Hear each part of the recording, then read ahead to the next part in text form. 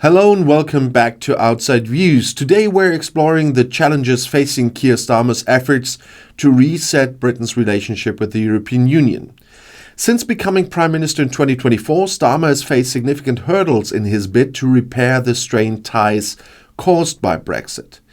We'll dive into the historical context of Brexit, the key obstacles he faces, and what this means for Britain's future on the global stage. So let's get started. When Keir Starmer came to power, he inherited a country still grappling with the long-term effects of Brexit, of course. The 2016 referendum was a turning point in British politics, driven by promises of taking back control of borders, laws and trade. But 8 years later, many of these promises remained unfulfilled. The economic and political fallout from Brexit has left Britain isolated and struggling to find its footing outside the EU. And Starmer's promise to reset relations with Brussels comes against this backdrop. He has made it clear that he does not seek to rejoin the EU or even the single market or the customs union, which would be quite difficult anyway. Instead, his approach focuses on pragmatic cooperation to address shared challenges such as trade barriers, security and climate change. However, implementing this vision has proven far more complex than anticipated. And one of the most contentious issues, as you know, is youth mobility. The EU has proposed a youth mobility program to facilitate temporary visas for work and study. While this idea is popular among voters, Starmer's government fears it could be perceived as a rollback of Brexit's promise to limit migration. And Starmer has reiterated that freedom of movement remains a red line for his administration. This cautious stance has frustrated EU officials who see it as a barrier to meaningful progress. And another sticking point is fisheries. European fleets are pushing for expanded access to British waters, a demand that complicates Starmer's efforts to renegotiate agricultural trade deals. At the same time, the EU's insistence on maintaining oversight through the European Court of Justice has reignited debates about sovereignty. And balancing these demands while delivering tangible benefits to the British economy is a delicate task. Starmer's plans also face significant domestic opposition. Eurosceptics, both within his own party and among Conservatives, accuse him of undermining Brexit. Conservative leader Kemi Badenoch has been particularly vocal, warning that Starmer's efforts risk reversing the hard-won freedoms of Brexit. On the other side, the pro-EU advocates argue that this cautious approach lacks ambition and fails to address the root causes of Britain's post-Brexit challenges. Internationally, Starmer's efforts are complicated by shifting dynamics within the EU itself. German Chancellor Olaf Scholz, a key ally in Starmer's reset strategy, is expected to be gone soon. And this could leave Britain without a sympathetic partner in European leadership. Meanwhile, EU patience with Britain's perceived indecision is wearing thin. Some European officials have criticized Starmer's approach as a reset in name only, warning that goodwill is not unlimited. Despite these challenges, there are areas of potential alignment. Defence cooperation is one of the most promising avenues for rebuilding trust. The UK and the EU share mutual interests in addressing security threats, and a proposed defence agreement could serve as a foundation for broader collaboration. Additionally, Starmer has sought to improve cultural and scientific ties, including his push for visa-free travel for artists and researchers. However, even these initiatives face obstacles. The government's stance on freedom of movement complicates efforts to establish visa-free arrangements. And while defence talks show promise, they do little to address the economic barriers that have arisen since Brexit. The economic impact of Brexit continues to loom large over these discussions. Trade barriers have disrupted supply chains, increased costs for businesses, and dampened economic growth.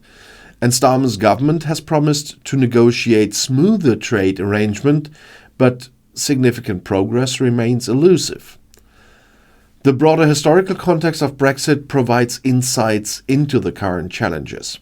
The referendum result was shaped by frustrations with globalization, economic inequality, and a sense of disconnection from political elites.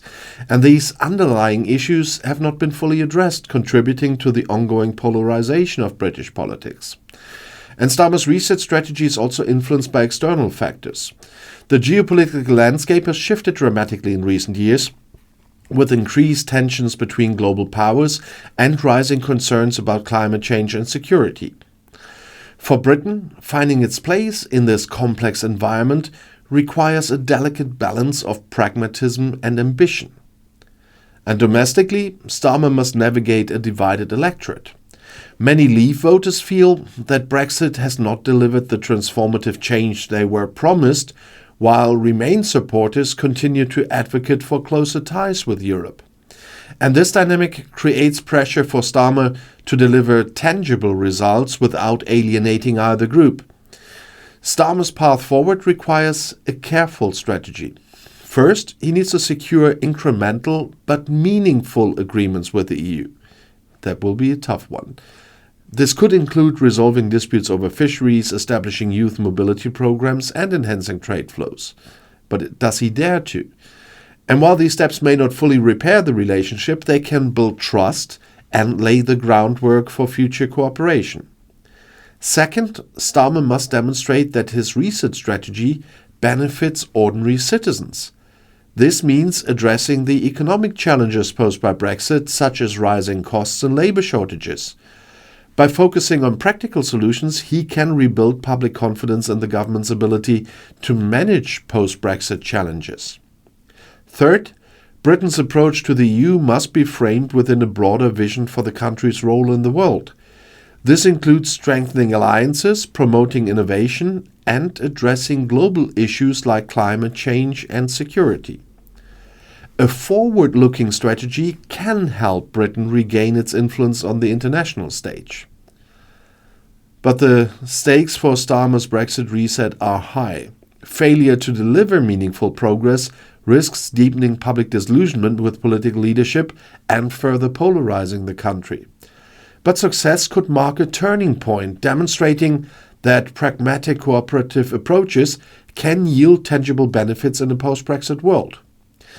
Historically, Britain's relationship with Europe has been one of both collaboration and contention.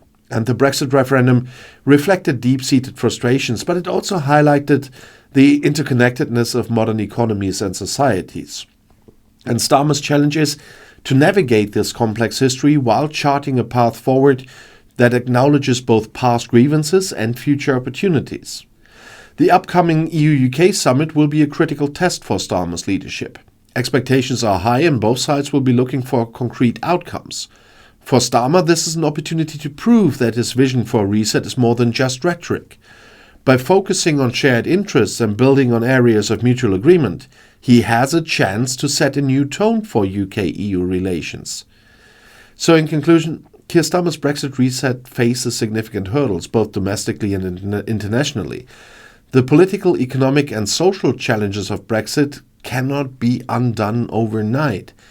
But with strategic leadership and a focus on pragmatic solutions, there is potential to build a stronger, more cooperative relationship between Britain and the EU. So thank you for watching, and if you found this analysis insightful, please like and subscribe to the channel, and don't forget to hit that little bell as well. And don't forget to share your thoughts in the comments below the video. What do you think about Starmer's Brexit reset? We'll be back soon with more in-depth discussions on post-Brexit Britain. Until then, take care, stay informed, and the next video is right here in the end screen.